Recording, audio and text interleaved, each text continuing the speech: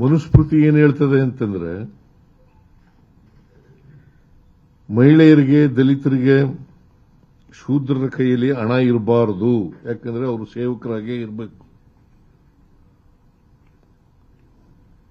ಮನುಸ್ಮೃತಿ ಏನ್ ಹೇಳ್ತದೆ ಅಂತಂದ್ರೆ, ನಿಮಗೆಲ್ಲ ಗೊತ್ತಿದೆ ಅಂತ ಅನ್ಕೊಂಡಿದ್ದೀನಿ ನಾನು. ಮಹಿಳೆಯರಿಗೆ, ದಲಿತರಿಗೆ, ಶೂದ್ರರಿಗೆ ಅವ್ರ ಕೈಯಲ್ಲಿ ಹಣ ಇರಬಾರದು, ಸ್ವಾಭಿಮಾನದಿಂದ ಬದುಕಬಾರದು. ಅವರು ಸಂಪೂರ್ಣ ಸೇವಕರಾಗಿರಬೇಕು.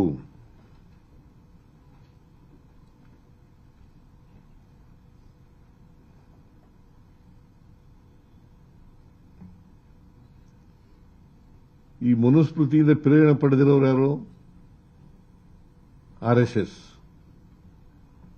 ಅವರು ಮಾರ್ಗದರ್ಶಕರು, ಬಿಜೆಪಿ ಸರ್ಕಾರಕ್ಕೆ ಮಾರ್ಗದರ್ಶಕರು ಅವರು.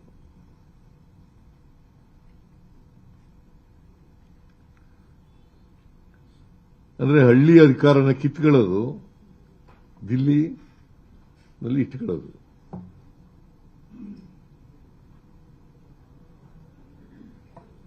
ಹಳ್ಳಿ ಅಧಿಕಾರನ ದಿಲ್ಲಿ ಅಧಿಕಾರ ಕಿತ್ಕೊಂಡಿದೆ.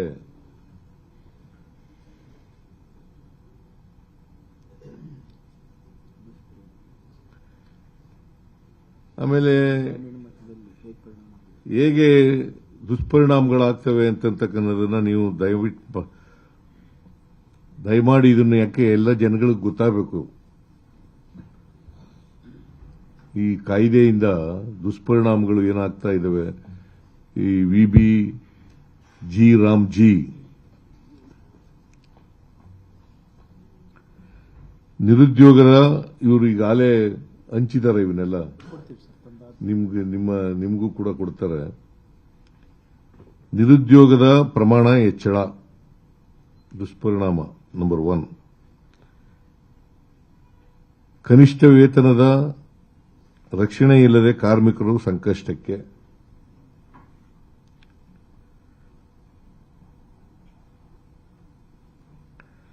ಕಾರ್ಮಿಕರ ಶೋಷಣೆ ಮತ್ತು ಒತ್ತಡ ಹೆಚ್ಚಳ.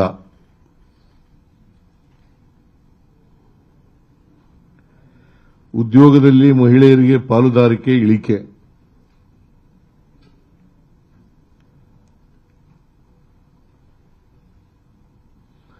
ಇದರಿಂದ ದಲಿತ ಮತ್ತು ಆದಿವಾಸಿ ಕುಟುಂಬಗಳ ಮೇಲೆ ಅಧಿಕ ಒತ್ತಡ ಸೃಷ್ಟಿ. ಇದರಿಂದ ಬಲವಂತದ ವಲಸೆ ಆಗುತ್ತೆ. ಗ್ರಾಮೀಣ ಜೀವನೋಪಾಯಗಳ ಕುಸಿತ. ಇದರಿಂದ ಗ್ರಾಮೀಣ ಬದುಕಿನಲ್ಲಿ ಸಂಕಷ್ಟ ತೀವ್ರಗೊಳ್ಳುತ್ತದೆ.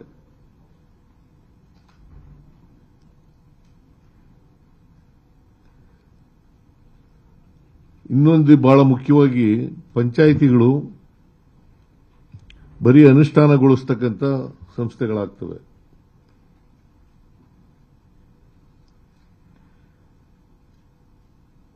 ಸ್ಥಳೀಯ ಕಾಮಗಾರಿಗಳನ್ನು ನಿರ್ಧಾರ ಮಾಡತಕ್ಕಂಥ ಅಧಿಕಾರ ಇಲ್ಲ ಪಂಚಾಯಿತಿಗಳಿಗೆ.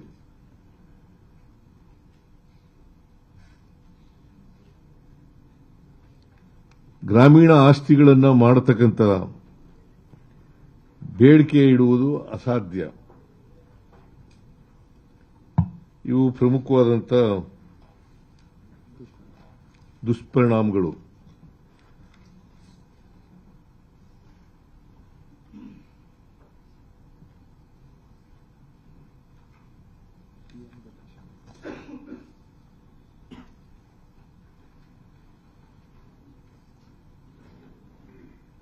ಆಮೇಲೆ ಈ ಮನ್ರೇಗಾ ಯೋಜನೆಯಲ್ಲಿ ಸ್ಥಳೀಯ ಆಸ್ತಿಗಳನ್ನು ನಿರ್ಮಾಣ ಮಾಡೋದು ಇತ್ತು. ಈ ಕಾಯ್ದೆನಲ್ಲಿ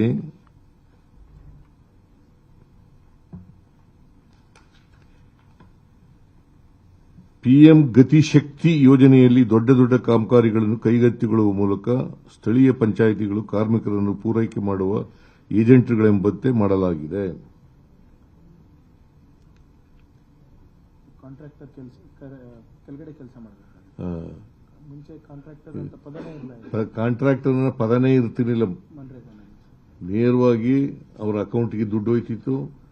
ಅವರು ಜನ ಕೇಳಿ ಕೆಲಸ ಇಂತಿದೆ ಮಾಡಬೇಕು ಅಂತ ಇದ್ರು.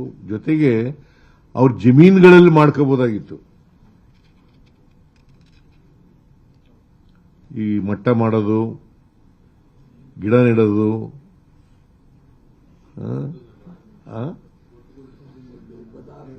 ಬದು ಹಾಕೋದು, ಹೋಂಡಾ ನಿರ್ಮಾಣ ಮಾಡೋದು, ಇವೆಲ್ಲ ಕೆಲಸಗಳನ್ನೆಲ್ಲ ಅವ್ರವ್ರ ಜಮೀನುಗಳಲ್ಲೇ ಮಾಡಲಿಕ್ಕೆ ಅನುಕೂಲ ಆಗ್ತಿತ್ತು.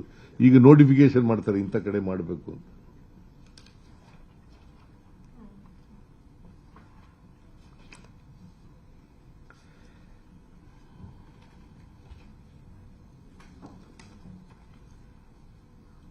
ನಿರ್ಭೀತ, ನಿಷ್ಪಕ್ಷಪಾತ, ವಿಶ್ವಾಸಾರ್ಹ ಸುದ್ದಿಗಳಿಗೆ ಮತ್ತೊಂದು ಹೆಸರಾಗಿರುವಂತ ನ್ಯೂಸ್ 18 ಕನ್ನಡ ಈಗ ಆಪ್ನಲ್ಲೂ ಲಭ್ಯವಿದೆ.